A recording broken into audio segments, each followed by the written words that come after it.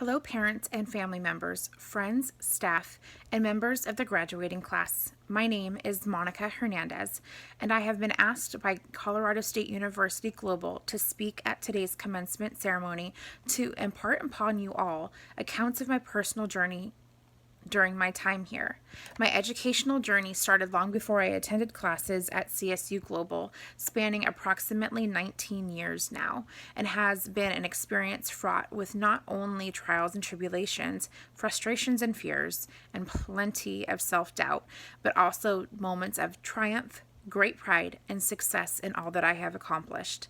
Like so many of my peers who will be walking across the stage here today, my story is unique unto itself, but identical in the fact that I have aspired to do and be more. The decision to continue my education and earn my bachelor's degree in organizational leadership was not a decision I made solely on my own. I must give credit to those that have inspired and motivated me along the way. Those people who may not believe that they possess leadership traits, but do, and always have, include members of my family, my friends, boyfriend, and leaders that I have had the honor and privilege of having worked with and learned from. These people have been my support, biggest cheerleaders, and the driving force behind my decision to return to school and complete my educational journey. Along the way, not only have I had the fortune of having these people in my corner, but of also acquiring skills that will assist me in becoming a better employee, collaborator, and effective leader.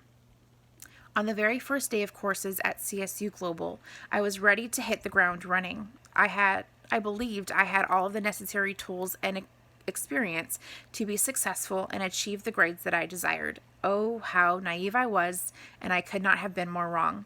You see, I had prior experience with attending classes online while also maintaining my full-time job and my social life, so I concluded that my experience at CSU Global would be similar. However, I had taken so much time away from my education that I wasn't accustomed to or prepared for my courses to take up so much of the time that had once been considered my free time. I was not prepared to have to adjust my routine so completely and plan my commitments so far ahead of time. What I didn't know then, but learned through my Applying Leadership Principles class led by Dr. Mohammed Ez, is that in order for anyone, whether a student, parent, leader, and so on, to be successful, time management skills must be honed and utilized. According to Hussein, Bakash, and Sabir, time management is the process of organizing and planning how to divide your time between specific activities. Good time management enables you to work smarter, not harder, so that you can get more done in less time, even when time is constrained and work pressures are high. Failing to manage your time lapses causes stress and hampers effectiveness. Further, up until recently, I always maintained that I was adept at multitasking. What I came to learn was that what I perceived to be multitasking was actually the practice of switch tasking or moving back and forth between multiple tasks. I have since learned the importance of focusing on one task at a time to achieve optimal results. In addition to acquiring more advanced time management skills, I was also able to reveal what inherent traits I possess that make me a leader. We are all aware that every person has the ability to lead another, either in their professional or personal lives, but many of us have never actually taken the time to explore what traits or characteristics we value in leaders, including ourselves. I have found that the traits that I possess and greatly admire in other leaders are trustworthiness, innovation, fun, and effective communication. One cannot lead a team without having their full dedication and trust. In order to acquire trust, a leader must live, breathe, and act by example his or her beliefs on a consistent basis and with the highest regard to integrity. I also believe that great and effective leaders are innovative, thereby not only creating new ideas of their own to implement, but also harnessing and leveraging the ideas and creation of others. Innovative leaders do not take issue with others having their moment in the limelight. Additionally, leaders must be fun.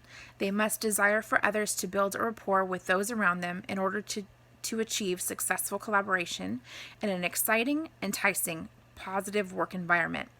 Competent leaders also must possess the ability to communicate goals and directions clearly and concisely, but also be able to listen expertly enough to understand and truly grasp what the speaker is divulging. If an individual possesses these traits, then they have what it takes to be successful at leadership, which, according to Nabuzzi, is about orchestrating the dynamics of people working with people rather than what is prevalent in most organizations, people working on people. During my time here at CSU Global, I have also acquired the understanding that all leaders have the ability to influence others. While reading through the course materials, I came across a quote that captivated me, a quote that held so much meaning for me that I aspire to live it fully throughout my own career. The quote's author is John Maxwell, but the quote itself was found in an article written by Wild and Messina and states, "Leadership is not about titles, positions, or flowcharts. It is about one life influencing another." When initially reading this quote, I was automatically compelled to reflect on the leaders in my own life. The outcome of this reminiscing has inspired me to be the leader to others that so many have been to me. A key takeaway that I will utilize in my career is the ability to recognize that not all individuals should be led in the same manner. Not to be confused with leadership traits, leadership styles are the models of leadership that an individual wants to lead by, not the traits that they possess. Successful leaders are aware that leadership styles or models should be tailored to the person or group of people that they are being directed towards and should be flexible enough to accommodate vastly changing environments. A leader can apply the most suitable style.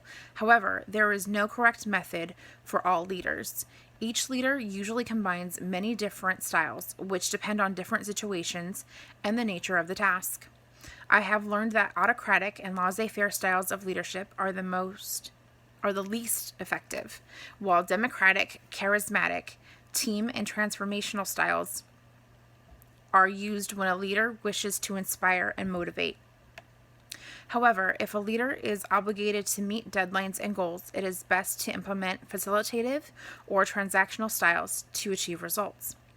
I have learned that leaders have a duty to do what's right and make just and ethical decisions. Ethical leadership refers to the demonstration of normatively appropriate conduct through personal actions and interpersonal relationship, and promotion of such conduct to followers through two-way communication, reinforcement, and decision-making. I have learned that there is a right way and a wrong way to communicate with others and in making decisions. Effective leaders should always practice emotional intelligence, patience, and mindfulness at all times. It is of utmost importance to treat everyone with respect and dignity. Throughout my time here at CSU Global, I have learned many important lessons I will take with me as I move toward my goals for the future. I have far surpassed the expectations I have set out for myself at the onset of this journey. As this door closes, another has opened, and I am truly excited about what the future has in store, not only for myself, but for all of the students receiving their degrees today. I know I am not alone when I say that we all would like to thank our family and friends and the staff and faculty here at Colorado State University in being instrumental in our success.